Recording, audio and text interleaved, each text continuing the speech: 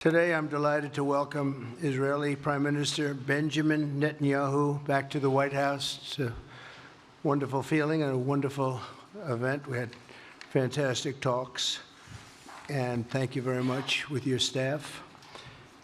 He's the first foreign head of state to visit during our administration, and Bibi, I want to say it's an honor to have you with us. Over the past 4 years, the U.S. and the Israeli alliance has been tested more than any time in history. But the bonds of friendship and affection between the American and Israeli people have endured for generations, and they are absolutely unbreakable. They are unbreakable. I'm confident that under our leadership, the cherished alliance between our two countries will soon be stronger than ever. We had a great relationship. We had great victories together 4 years ago. Not so many victories over the past 4 years, however. In my first term, Prime Minister and I forged a tremendously successful partnership that brought peace and stability to the Middle East like it hadn't seen in decades. Together, we defeated ISIS. We ended the disastrous Iran nuclear deal, one of the worst deals ever made, by the way, and imposed the toughest ever sanctions on the Iranian regime.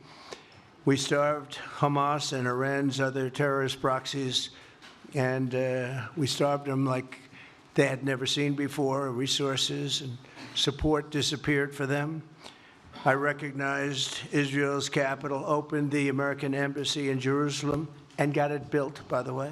Built it too, just not only designated it, but got it built at a price that nobody's seen for 40 years. We got it built. It's beautiful, all Jerusalem stone, right from nearby, and it's something that's very special.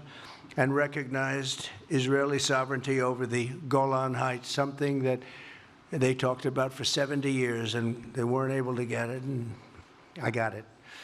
And with the historic Abraham Accord, something that was really an achievement that was, I think, going to become more and more important because we achieved the most significant Middle East peace agreements in half a century, but the Abraham Accords in particular, and I really believe that many countries will soon be joining this amazing peace and economic development transaction. It really is a big economic development transaction.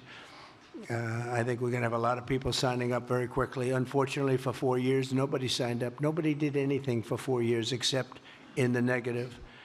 Unfortunately, the weakness and incompetence of those years, those past 4 years, the grave damage around the globe that was done, including in the Middle East, grave damage all over the globe. The horrors of October 7th would never have happened if I were president. The Ukraine and Russia disaster would never have happened if I were president. Over the past 16 months, Israel has endured a sustained, aggressive, and murderous assault on every front, but they fought back bravely. You see that, and you know that. What we have witnessed is an all-out attack on the very existence of a Jewish state in the Jewish homeland. The Israelis have stood strong and united in the face of an enemy that has kidnapped, tortured, raped, and slaughtered innocent men, women, children, and even little babies. I want to salute the Israeli people for meeting this trial with courage and determination and unflinching resolve. They have been strong. In our meetings today, the Prime Minister and I focused on the future, discussing how we can work together to ensure Hamas is eliminated and ultimately restore peace to a very troubled region. It's been troubled, but what's happened in the last 4 years has not been good. I want to thank Prime Minister Netanyahu for working closely with my transition team, the Special Envoy Steve Witkoff, who's here somewhere. Steve? Stand up, Steve, please. What a job you've done. What a good job you've done.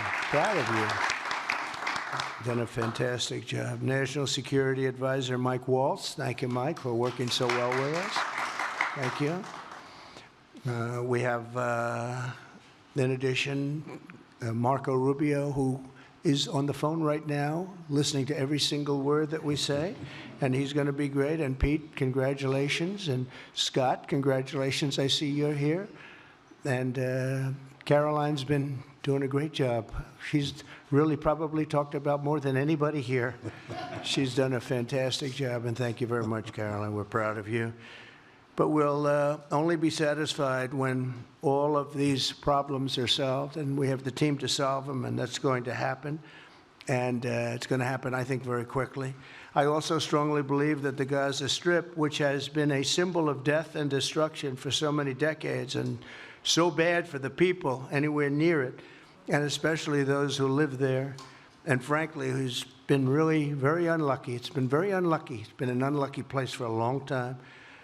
Being in its presence just has not been good, and it should not go through a process of rebuilding and occupation by the same people that have really stood there and fought for it and lived there and died there and lived a miserable existence there.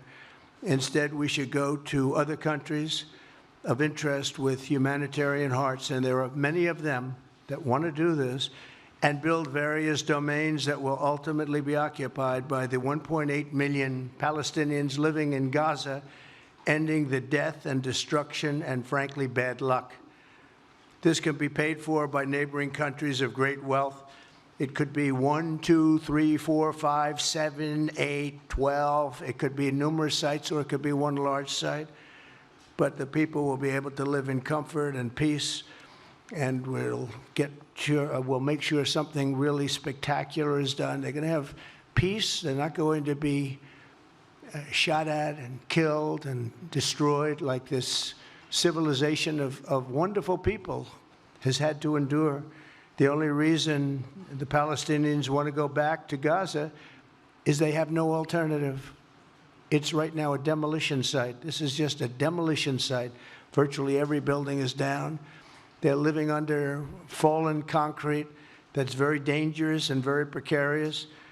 They instead can occupy all of a beautiful area with homes and safety, and they can live out their lives in peace and harmony instead of having to go back and do it again. The U.S. will take over the Gaza Strip, and we will do a job with it, too. We'll own it and be responsible for dismantling all of the dangerous unexploded bombs and other weapons on the site, level the site and get rid of the destroyed buildings, level it out, create an economic development that will supply unlimited numbers of jobs and housing for the people of the area. Do a real job, do something different. Just can't go back. If you go back, it's going to end up the same way it has for 100 years. I'm hopeful that this ceasefire could be the beginning of a larger and more enduring peace that will end the bloodshed and killing once and for all. With the same goal in mind, my administration has been moving quickly to restore trust in the alliance and rebuild American strength throughout the region, and we've really done that. We're a respected nation again. A lot's happened in the last couple of weeks. We are actually a very respected nation again. I ended the last administration's de facto arms embargo on over $1 billion in military assistance for Israel.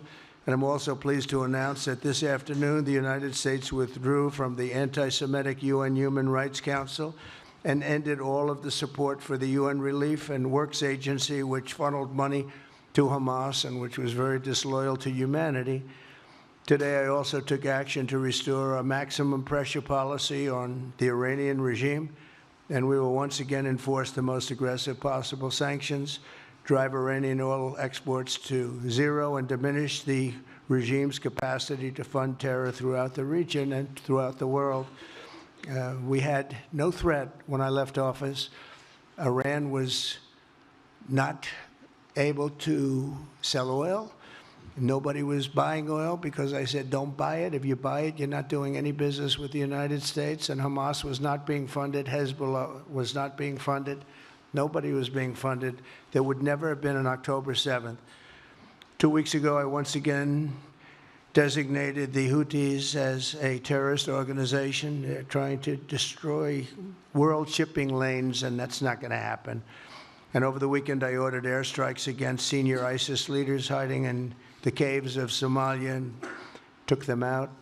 Here in America, we've begun the process of deporting foreign terrorists, jihadists, and Hamas sympathizers from our soil, just as we have people that are extremely evil, and we're sending them out of our country. They came from jails. They came from mental institutions and insane asylums, and they were dumped into our country. They're gang members. We're getting them out at numbers that nobody can actually believe. And every single country is taking those people back. They said they would never take them back, and they're all taking them back, and they're taking them back very gladly. And I recently signed an executive order combating the vile wave of anti-Semitism that we've seen in the aftermath of the October 7th attacks. Together, America and Israel will renew the optimism that shined so brightly just 4 years ago. It was really a bright, beautiful light. We will restore calm and stability to the region and expand prosperity, opportunity, and hope to our nations and for all people of the Middle East, including the Arab and Muslim nations. Very important. We want the Arab and Muslim nations to have peace and have tranquility and have great lives. I'd like to now invite Prime Minister Netanyahu to say a few words, and we'll take some questions afterwards. Thank you very much. Thank you, Mr. President. I'm honored that you invited me to be the first foreign leader to visit the White House in your second term. This is a testament to your friendship and support for the Jewish state and the Jewish people. I've said this before, I'll say it again. You are the greatest friend Israel has ever had in the White House.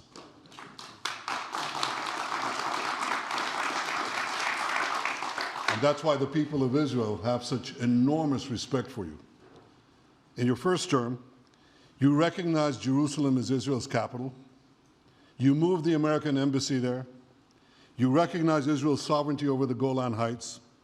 You withdrew from the disastrous Iran nuclear deal. I remember we spoke about it. You said, this is the worst deal I've ever seen. I'm elected, I'm walking out of it. That's exactly what you did. And I think it speaks loudly for just common sense, just looking at things and seeing them as they are. And of course, you also brokered the groundbreaking Abraham Accords in which Israel made peace with 4 Arab states. We did this in 4 months. Nothing happened for a quarter of a century, but in 4 months, we were able, working together under your leadership, to have 4 historic peace accords. And now in the first days of your second term, you picked up right where you left off. Your leadership helped bring our hostages home, among them American citizens. You freed up munitions that have been withheld from Israel. They had been withheld from Israel in the midst of a 7-front war for our existence. And you just freed it. You ended unjust sanctions against law-abiding Israeli citizens. You boldly confronted the scourge of anti-Semitism. You stopped funding, as you just said, international organizations like UNRWA that support and fund terrorists. And today, you renewed the maximum pressure campaign against Iran. Ladies and gentlemen, all this in just 2 weeks. Can we imagine where we'll be in 4 years? I can. I know you can, Mr. President. For our part, we in Israel have been pretty busy too. Since the horrendous October 7th attack, we've been fighting our common enemies and changing the face of the Middle East. On that infamous day, Hamas monsters savagely murdered 1,200 innocent people, including more than 40 Americans. They beheaded men, they raped women, they burnt babies alive, and they took 251 people hostage to the dungeons of Gaza. And after this worst attack on Jews since the Holocaust, Iran and its henchmen in the Middle East were absolutely ecstatic. Haniya praised the massacre. Sinwar said that Israel was finished. Nasrallah boasted that Israel was, here's what he said, as feeble as a spider's web. Well, Mr. President, Haniya is gone. Sinwar is gone. Nasrallah is gone. We've devastated Hamas. We decimated Hezbollah. We destroyed Assad's remaining armaments. And we crippled Iran's air defenses. And in doing this, we've defeated some of America's worst enemies. We took out terrorists who were wanted for decades for shedding rivers of American blood, including the blood of 241 Marines murdered in Beirut. We accomplished all this with the indomitable spirit of our people and the boundless courage of our soldiers. The Bible says that the people of Israel shall rise like lions, and boy did we rise. Today, the roar of the Lion of Judah is heard loudly throughout the Middle East. Israel has never been stronger, and the Iran terror axis has never been weaker. But as we discussed, Mr. President, to secure our future and bring peace to our region, we have to finish the job. In Gaza, Israel has 3 goals: destroy Hamas's military and governing capabilities, secure the release of all of our hostages, and ensure that Gaza never again poses a threat to Israel. I believe, Mr. President, that your willingness to puncture conventional thinking that has failed time and time and time again, your willingness to think outside the box with fresh ideas will help us achieve all these goals. And I've seen you do this many times. You cut to the chase. You see things others refuse to see. You say things others refuse to say. And after the jaws drop, people scratch their heads and they say, you know, he's right. And this is the kind of thinking that enabled us to bring the Abraham Accords. This is the kind of thinking that will reshape the Middle East and bring peace. We also see eye to eye on Iran. That's the same Iran that tried to kill us both. They tried to kill you, Mr. President. They tried through their proxies to kill me. We're both committed to rolling back Iran's aggression in the region and ensuring that Iran never develops a nuclear weapon. Mr. President, ladies and gentlemen, Israel will end the war by winning the war. Israel's victory will be America's victory. We will not only win the war, working together, we will win the peace. With your leadership, Mr. President, and our partnership, I believe that we will forge a brilliant future for our region and bring our great alliance to even greater heights. Thank you. Thank you very much, baby. Very nice. Thank you. And J.D. Vance, everybody. J.D., please, Vice President, stand up. He's been doing a good job. He's been working very hard on all things, but this in particular. We'll take some questions, please. Yes, ma'am. Go ahead, please. Go ahead. Yeah, go ahead. Mr. President, can a normalization deal with Saudi Arabia be achieved without the acknowledgement of a Palestinian state? That question for you too, Mr. Prime Minister. And Mr. President, given what you've said about Gaza, did the U.S. send troops to help secure the security vacuum? So Saudi Arabia is going to be very helpful, and they have been very helpful. They want peace in the Middle East. It's very simple. We know their leader and their leaders very well. They're wonderful people, and they want peace in the Middle East. As far as Gaza is concerned, we'll do what is necessary. If it's necessary, we'll do that. We're going to take over that piece, and we're going to develop it, create thousands and thousands of jobs, and it'll be something that the entire Middle East can be very proud of. But everybody feels that continuing the same process that's gone on forever, over and over again, and then it starts, and then the killing starts, and all of the other problems start, and you end up in the same place, and we don't want to see that happen. So by the United States, with its stability and strength, owning it, especially the strength that we're developing and developed over the last fairly short period of time, I would say really since the election, I think will be a great a keeper of something that is very, very strong, very powerful, and very, very good for the area, not just for Israel, for the entire Middle East. Very important. And we'll, again, have thousands of jobs, and there'll be jobs for everyone, not for a specific group of people, but for everybody. Okay, please. I think peace between Israel and Saudi Arabia is not only feasible, I think it's going to happen. I think if we had another half a year in your first term, it would have already happened. True. Many, many more, I agree, many more nations.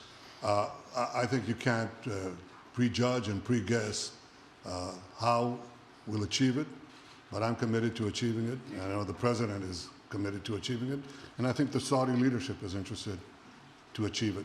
So we'll give it a good shot, and I think we'll succeed. Yeah, please, go ahead. First of all, President Trump, did you hear from Prime Minister Netanyahu at your meeting guarantees that the ceasefire will hold, including phase 2? And Prime Minister Netanyahu heard from you. Why are you refusing to set up a national commission to investigate failures of the process? Well, I can't tell you whether or not the ceasefire will hold. We've done, I think, a very masterful job. We weren't helped very much by the Biden administration, I can tell you that. But we've gotten quite a few hostages out. We're going to get more out. But we're dealing with very complex people. And we are going to see whether or not it holds. We certainly want to have more come out. They've come out damaged in many ways, very damaged people. But they're going to get better, and they're going to be strong, and they're going to have a good life. And we hope to get as many as possible out. Whether or not it holds, I don't know. We hope it holds. We hope it holds. I think that at the appropriate time, which I think will enable us to really investigate what happens, what were the causes of the failures, by an independent commission that will be accepted by the majority of the people. We don't want it accepted by one half of the people and not the other. I think we should have it, and we should find out exactly what happened. I'm insisting on it. And believe me, it'll surprise a lot of people when it happens. Kelly, go ahead, please. Mr. President, you are outlining something that is really quite striking tonight. You are talking about... Okay. Thank you, Mr. President, Mr. Prime Minister. You are talking tonight about the United States taking over a sovereign territory. What authority would allow you to do that? Are you talking about a permanent occupation there, redevelopment? And Mr. Prime Minister, do you see this idea as a way to expand the boundaries of Israel and to have a longer peace, even though the Israeli people know how important that land is to you and your citizens, just as the space is inherited by the Palestinians as well? I do see a long-term ownership position, and I see it bringing great stability to that part of the Middle East and maybe the entire Middle East. And everybody I've spoken to, this was not a decision made lightly. Everybody I've spoken to loves the idea of the United States owning that piece of land, developing and creating thousands of jobs with something that will be magnificent in a really magnificent area that nobody would know. Nobody can look because all they see is death and destruction and rubble and demolished buildings falling all over. It's just a terrible sight. I've studied it. I've studied this very closely over a lot of months, and I've seen it from every different angle. And it's a very, very dangerous place to be, and it's only going to get worse. And I think this is an idea that's gotten tremendous, and I'm talking about from the highest level of leadership, gotten tremendous praise. And if the United States can help to bring stability and peace in the Middle East, we'll do that. Bibi? I mentioned again tonight our 3 goals. And the third goal is to make sure that Gaza never poses a threat to Israel again. President Trump is taking it to a much higher level. He sees a different future for that piece of land that has been the focus of so much terrorism, so many attacks against us, so many trials and so many tribulations. He has a different idea. And I think it's worth paying attention to this. We're talking about it. He's exploring it with his people, with his staff. I think it's something that could change history, and it's worthwhile really pursuing this avenue. Yeah, please, go ahead. Go ahead. Right. President, I have a question for you. Can you hear me? Yeah. So before rebuilding Gaza again, obviously we take all the hostages, and one of them is an American soldier who is alive. How will you be sure that you will take out all the hostages and then rebuild? We're working very hard to get all the hostages. The word is all, and we are working very hard. So far, it's been moving along fairly rapidly, pretty much on schedule. I'd love to have them all out at one time, but we're taking them out, and tomorrow more are being released, and over the days more, and then we'll go into a phase 2. But we'd like to get all of the hostages, and if we don't, it will just make us somewhat more violent. I will tell you that, because they would have broken their word. Mr. Witkoff and his entire group have been working 24 hours around the clock, and they want them out, and promises have been made to them, and we'll see whether or not those promises will be kept. But we want all the hostages, that's right. How much time do you think it will take? A month? Do you support, Mr. President, do you support Israeli sovereignty in Judea and Samaria, areas which many believe is the biblical homeland of the Jewish people? Well, we're discussing that with many of your representatives. You're represented very well, and people do like the idea, but we haven't taken a position on it yet. But we will be we'll be making an announcement probably on that very specific topic over the next 4 weeks. Go ahead, please. Please. Thank you so much, Mr. President. So you just said that you think all the Palestinians should be relocated to other countries. Does that mean that you do not support a two-state solution? It doesn't mean anything about a two-state or one state or any other state. It means that we want to have, we want to give people a chance at life. They have never had a chance at life because the Gaza Strip has been a hellhole for people living there. It's been horrible. Hamas has made it so bad, so dangerous, so unfair to people. And by doing what I'm recommending that we do, it's a very strong recommendation, but it is a strong recommendation. By doing that, we think we're going to bring perhaps great peace to long beyond this area. And I have to stress, this is not for Israel. This is for everybody in the Middle East, Arabs, Muslims. This is for everybody. This would be where they can partake in terms of jobs and living and all of the other benefits. And I think it's very important. It just doesn't work the other way. You know, you can't keep trying. They just has been going along for so many decades, you can't even count. You just can't keep doing. You have to learn from history. You can't keep doing the same mistake over and over again. Gaza is a hellhole right now. It was before the bombing started, frankly. And we're going to give people a chance to live in a beautiful community that's safe and secure. And I think you're going to see a tremendous outflowing of support. I can tell you, I spoke to other leaders of countries in the Middle East, and they love the idea. They say it would really bring stability, and what we need is stability. Yes, sir, please. Go ahead.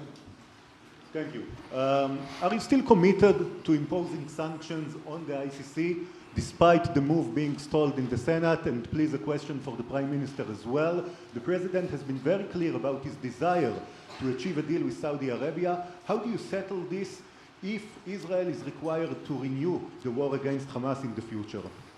Go ahead, Bibi. I think everybody understands that just as the President fought and defeated Al-Qaeda and ISIS, that we can't leave Hamas there because Hamas will continue the battle to destroy Israel. They'll do, you know, when in this temporary ceasefire, one of their leaders comes out, you know what he says? We're going to do October 7th again, except we'll do it bigger. So obviously, you can't talk about peace neither with Hamas or in the Middle East if this, you know, toxic, murderous organization is left standing.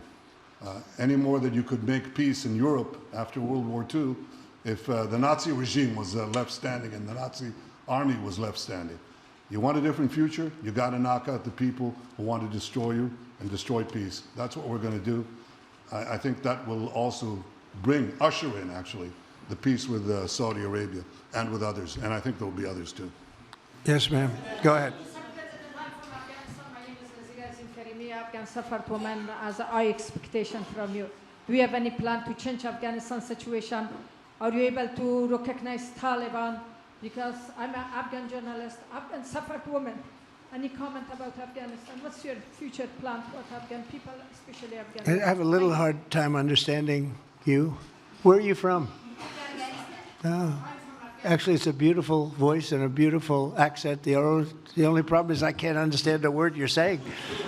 But I just say this, good luck, live in peace. Go ahead, please. That's okay, yeah, please. And Prime Minister, you said earlier today that it was tough for you to implement these sanctions on Iran, but you did indicate that you were willing to negotiate with them. What would that look like, and are you in conversations with them? And the same for the Prime Minister, sir. I hated doing it. I want Iran to be peaceful and successful. I hated doing it. I did it once before, and we brought them down to a level where they were unable to give any money. They had to survive themselves, and they had no money. They were essentially broke, and they had no money for, as I said, Hezbollah. They had no money for Hamas. They had no money for any form of terror. The 28, if you call it, the 28 sites of terror, they had no money for any of it. They had to do their own and focus on their own well-being. And I hated to do it then, and I hate to do it just as much now. And I say this, and I say this to Iran, who's listening very intently. I would love to be able to make a great deal, a deal where you can get on with your lives and you'll do wonderfully. You'll do wonderfully. Incredible people, industrious, beautiful, just an unbelievable group of people in Iran. And I know them well, have many friends from Iran and many friends that are Americans from Iran, and they're very proud of Iran. But I hated to do it, just so you understand. And I hope we're going to be able to do something so that it doesn't end up in a very catastrophic situation. I don't want to see that happen. I really want to see peace, and I hope that we're able to do that. They cannot have a nuclear weapon. It's very simple. I'm not putting restrictions. They cannot have one thing. They cannot have a nuclear weapon. And if I think that they will have a nuclear weapon, despite what I just said, I think that's going to be very unfortunate for them. If, on the other hand, they can convince us that they won't, and I hope they can. It's very easy to do. It's actually very easy to do. I think they're going to have an unbelievable future. Yeah, please, sir, go ahead. Plan for Gaza. Yes. Can you lay out your plan for Ukraine and also... For Ukraine? For Ukraine, yes. You consider yourself a strong leader. You blamed your predecessor for letting Russia to take over Ukraine. Will you demand from Putin to get out of Ukraine, from sovereign territory of Ukraine? So we're dealing right now on the subject. I don't want to spend a lot of time because we're here for another reason, but we are having very good talks, very constructive talks on Ukraine. And we are talking to the Russians. We're talking to the Ukrainian leadership. It would have never happened. That would have never happened. It should have never happened. I get reports every week, the number of soldiers, mostly soldiers now. The cities have been largely demolished. You talk about a very sad sight to see. We talk Gaza. Well, many of these cities look as bad as Gaza and worse, what's happened to them. And I want to see that end. And I want to see it end for one simple reason, the life of young people being absolutely obliterated on both sides. You probably have 700,000 Ukrainian soldiers dead, 800,000, maybe more Russian soldiers dead. It's very flat land, and the only thing that's going to stop a bullet is a human body, in this case, usually soldiers. And the numbers are staggering when you hear the real numbers in Ukraine, what the numbers are. And this doesn't include the cities that have been demolished and all of the people that were killed. So I want to see it stopped. We're having very good talks, and I think we're going to get it. I think something will be hopefully dramatically it will rise above everything. You have to. You can't let this continue. You can't. This is an absolute slaughter that's taking place on the beautiful farmlands of Ukraine, and we have to stop it. We can't let this continue. It is a human tragedy, and we're going to try very hard to stop it. Yeah, please go ahead, sir. Go ahead. Mr. President, what's your view about Palestinian leader Abbas' role in all the regional changes you want to do? And a question for the Prime Minister, what's your view on President Trump wanting to reach a deal with Iran and not a much more active military stance towards him? Go ahead, baby. Go ahead. I think the president just said something that I think is the pivot of everything that we're talking about. He said Iran cannot have a nuclear weapon. And we fully agree with that. If this goal can be achieved by a maximum pressure campaign, so be it. But I think the most important thing is to focus on the goal, which the president just did, and I fully agree with him. Well, I said it, and he said it very well. It's a campaign of pressure to see if we can get something done. He doesn't want to do what some people think will automatically happen because they're very difficult people to deal with, as you know. But if we could solve this problem without warfare, without all of the things that you've been witnessing over the last number of years, it would be, I think it would be a tremendous thing. Go ahead, please. Do you have any plans to visit Israel soon? To visit where? Israel and Gaza. Oh, well, I love Israel. I will visit there, and I'll visit Gaza, and I'll visit Saudi Arabia, and I'll visit other places all over the Middle East. The Middle East is an incredible place, so vibrant, so it's just one of the really beautiful places, and with great people. And I think a lot of bad leadership has taken place in the Middle East that's allowed this to happen. It's just terrible. And that includes on the American side, by the way.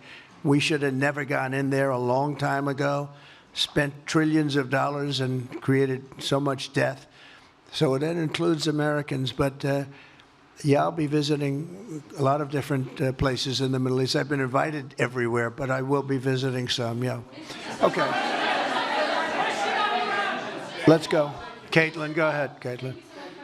Caitlin, go ahead. On what you were saying there. Say it. Go ahead, please. Just to follow up on what you were saying about the Gazans leaving Gaza, going to other countries. One, where exactly are you suggesting that they should go? And two, are you saying they should return after it's rebuilt? And if not, who do you envision living there? I envision the world, people living there, the world's people. I think you'll make that into an international, unbelievable place. I think the potential in the Gaza Strip is unbelievable. And I think the entire world, representatives from all over the world will be there, and they'll live there. Palestinians also. Palestinians will live there. Many people will live there. But they've tried the other, and they've tried it for decades and decades and decades. It's not going to work. It didn't work. It will never work. And you have to learn from history. History has, you just can't let it keep repeating itself. We have an opportunity to do something that could be phenomenal. And I don't want to be cute. I don't want to be a wise guy, but the Riviera of the Middle East, this could be something that could be so bad. This could be so magnificent. But more importantly than that is the people that have been absolutely destroyed that live there now can live in peace in a much better situation because they're living in hell.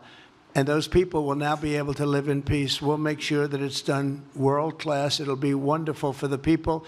Palestinians mostly we're talking about.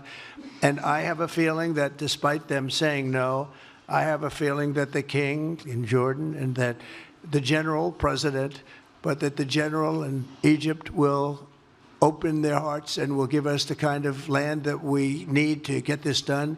And people can live in harmony and in peace. Thank you all very much. Thank you. Thank you very much.